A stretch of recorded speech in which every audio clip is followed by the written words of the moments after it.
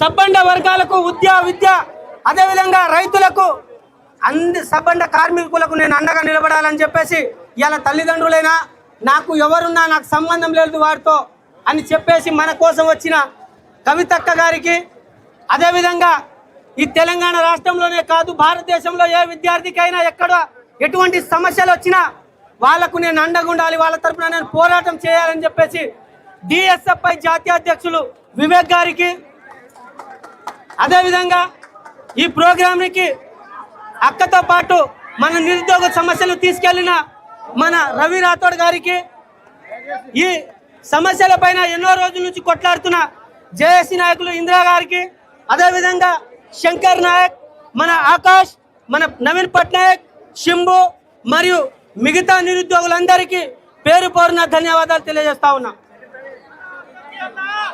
అదేవిధంగా ఈ తెలంగాణ రాష్ట్రంలో దాదాపు 6 నెలల నుంచి మనం కొట్లాడుతూ ఉన్నాం.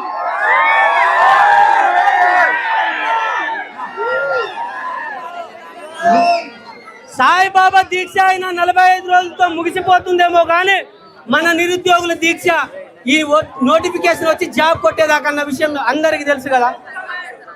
రోజుకు ఒక పూట భోజనం చేసి సాయిబాబా గుళ్ళలో కానీ లేకుంటే 5 రూపాయల భోజనాలు కానీ చేసి మా దాదాపు ఉద్యోగాలు వచ్చేదాకా మేము దీక్షలు చేస్తున్నాం అక్క.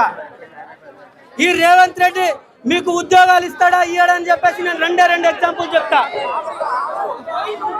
బ్రదర్ అందరూ ఒక్క 2 నిమిషాలు ప్లీజ్.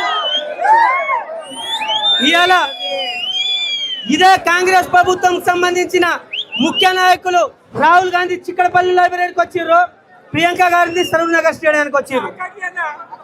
అదేవిధంగా గెలిచిన తర్వాత ఈ కాంగ్రెస్ ప్రభుత్వం రేవంత్ రెడ్డి గారు ఏమనుకున్నారు, మేము నిరుద్యోగుల తరఫున గెలిచిన అని చెప్పేసి చెప్పుకున్నా ఉన్నాడు.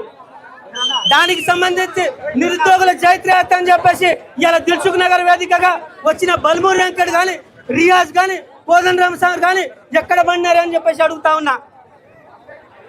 మరి ఉద్యోగాలు ఇవ్వకుండా మనకు రోజు కష్టాలు పెడతా ఉన్నారు. మీరు అబద్ధాలతోనే మాట్లాడుతూ ఉన్నారు అక్క. ఇవాళ మొన్న 19,000తో ఎస్ఐపిసి ఇస్తామని చెప్పేసి 5,000 ఇచ్చుడు, ఇవాళ 10,954తో జీపీఓ నోటిఫికేషన్ ఇస్తామని చెప్పి ఇవాళ 5,000తో విఆర్ఓలకి ఇచ్చిండు. మరి దానికి ఇప్పుడు బడ్జెట్ లేదన్నారు, దానికి బడ్జెట్ అలొకేషన్ అయింది కదా. మరి మిగతా పోస్ట్ అయినా ఆ జీపీఓ నోటిఫికేషన్ ఎందుకు ఇస్తలేడు రేవంత్ రెడ్డి? అంటే నిరుద్యోగులు అంటే ఈయనకు చిన్న చూపు అనేది అర్థమవుతా ఉంది. డిఎస్సి నోటిఫికేషన్ లేదు, ఎఫ్బిఓ నోటిఫికేషన్ లేదు.